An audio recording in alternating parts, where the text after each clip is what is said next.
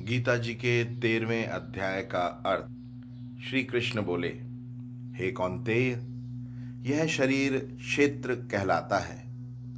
इसके जानने वाले को क्षेत्रज्ञ कहते हैं। इस संपूर्ण क्षेत्र में क्षेत्रज्ञ मुझे ही जान। क्षेत्र और क्षेत्रज्ञ का जो ज्ञान है, मेरे मत में वही ज्ञान है। यह क्षेत्र कैसे रूप का है, इसमें कौन कौन विकार होते हैं, उसकी उत्पत्ति किस प्रकार से हुई और क्षेत्र का क्या प्रभाव है, इत्यादि बातों को संक्षेप में कहता हूं। सुनो। अनेक ऋषियों ने अनेक प्रकार के छंदों में इसका वर्णन किया है।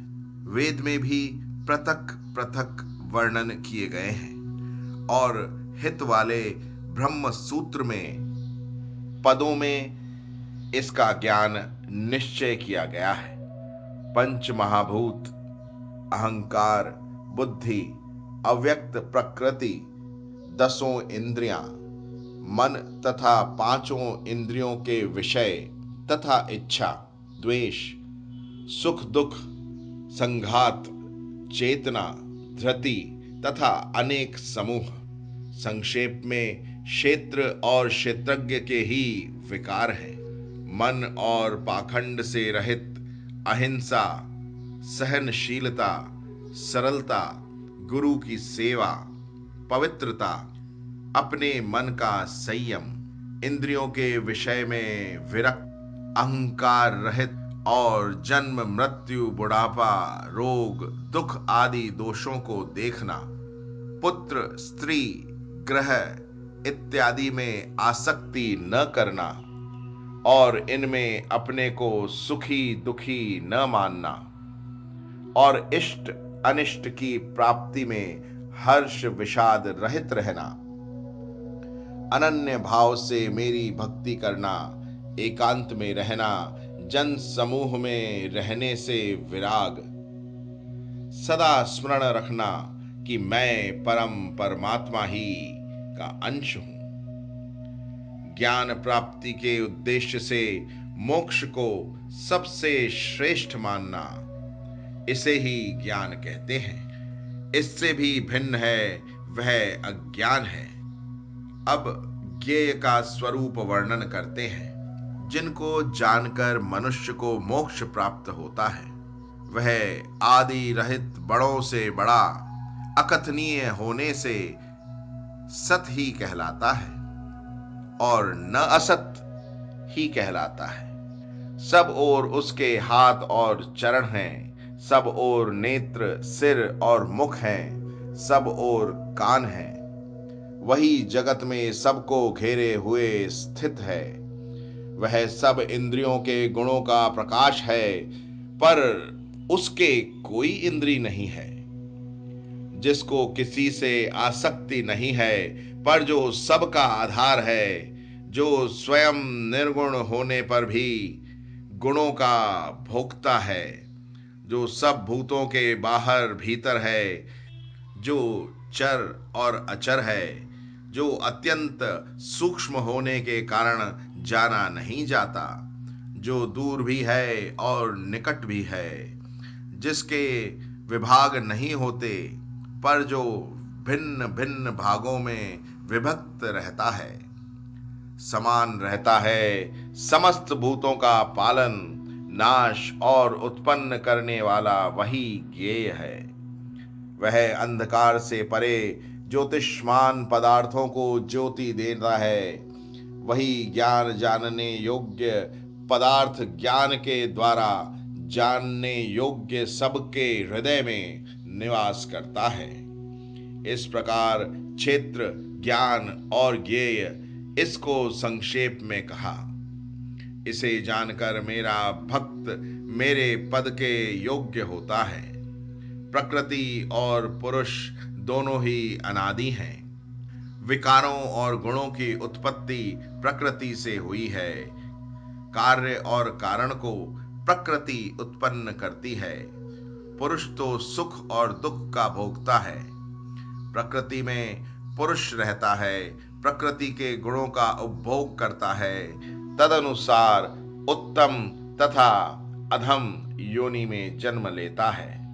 इस देह में उसे उपद्रष्टा, अनुमंता, भर्ता, भोक्ता, महेश्वर, परमात्मा और परम पुरुष कहते हैं। इस प्रकार के गुणों के साथ प्रकृति और पुरुष को जो जानता है, उसका रहन सहन चाहे जैसा हो, पुनः जन्म नहीं होता। कोई ध्यान से, कोई सांख्य योग से और कोई कर्म योग के द्वारा अपने को आत्मा में देखते हैं, परंतु कोई तो इस प्रकार से न जानते हुए भी दूसरों से सुनकर ध्यान करते हैं और श्रद्धा से सुनकर वे भी मृत्यु को पार चले जाते हैं। हे अर्जुन, स्थावर या जंगम सभी प्राणी क्षेत्र और क्षेत्रज्ञ के संयोग से ही होते हैं। परमेश्वर सब भूतों में समान रूप से ही है। भूतों के नष्ट होने पर भी उनका नाश नहीं होता। इस भांति जो देखता है वही देवता है। सब में समान रूप से स्थित परमेश्वर को देखता हुआ जो अपनी आत्मा का नाश नहीं करता, वह उत्तम गति प्राप्त करता है। जो यह देखता है कि प्रकृति द्वारा सब कर्म होते हैं और आत्मा करता है, वही मानो देवता है। जब वह भिन्न भिन्न भूतों को परमेश्वर के बीच एक रूप देखता है और उसी से उनका विस्तार देखता है, तब वह ब्रह्म को प्राप्त होता है। हे कौन्तेय, अनादि और निर्गुण होने से परमेश्वर अव्यय है। शरीर में रहता हुआ भी वह कुछ नहीं करता, न उसमें लिप्त होता है। जैसे आकाश सर्वत्र व्याप्त होने पर भी किसी से मिलता नहीं, उसी भांति देह में सर्वत्र व्याप्त यह आत्मा भी इसमें लिप्त नहीं होती। हे अर्जुन, जैसे एक ही सूर्य सारे लोकों को प्रकाशवान करता है, वैसे ही क्षेमज्ञ समस्त क्षेम को प्रकाशित करता है। जो लोग ज्ञान दृष्टि से क्षेत्र क्षेत्रज्ञ का भेद तथा भूतों की प्रकृति देखकर मोक्ष का उपाय जान लेते हैं, वे परम पद को पा जाते हैं। इति श्रीमद्भागवत गीता सुपनिषत्सु ब्रह्म विद्या योग शास्त्रे श्री कृष्ण अर्जुन संवादे क्षेत्र क्षेत्रज्ञ विभाग योगो नाम 13वां अध्याय समाप्त। 13वें अध्याय का महात्म्य। श्री नारायण जी बोले, हे लक्ष्मी, अब 13वें अध्याय का महात्म्य सुन। दक्षिण देश में हरि नामक नगर था। वहां एक व्यभिचारिणी स्त्री रहती थी। एक दिन एक पुरुष को उसने वचन दिया कि मैं अमुक स्थान में तेरे पास आऊंगी, तुम वहां चलो। वह पुरुष किसी और वन में चला गया और वह स्त्री ढूंढती ढूंढती हैरान हो गई, पर वह पुरुष न मिला। सांझ पड़ गई, तब वह गणिका प्रीतम का नाम लेकर पुकारने लगी। इतने में वह पुरुष मिल गया। दोनों प्रसन्न होकर बैठे कि इतने में एक शेर आया और गणिका को खा गया। तब देवदूत धर्मराज के पास गणिका को ले गए। धर्मराज ने हुक्म दिया, इसको चंडालनी का जन्म देओ। श्री नारायण जी कहते हैं, हे लक्ष्मी, उसने गणिका की देह त्याग कर चंडालनी की देह पाई। कई दिन पीछे वह एक दिन नर्मदा नदी के तट पर चली गई। वहां क्या देखा कि एक साधु गीता जी के 13वें अध्याय का पाठ करता है। उसे उसने सुन लिया। जब अध्याय पढ़ के भोग पाया तो तुरंत चंडालनी के प्राण छूट गए। देवदेही पाई, आकाश से विमान आए, जिस पर चढ़कर बैकुंठ चली गई।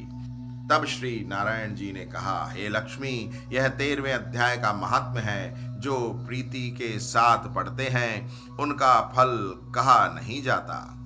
अनजानेपन से पढ़े तो परम धाम को प्राप्त होता है।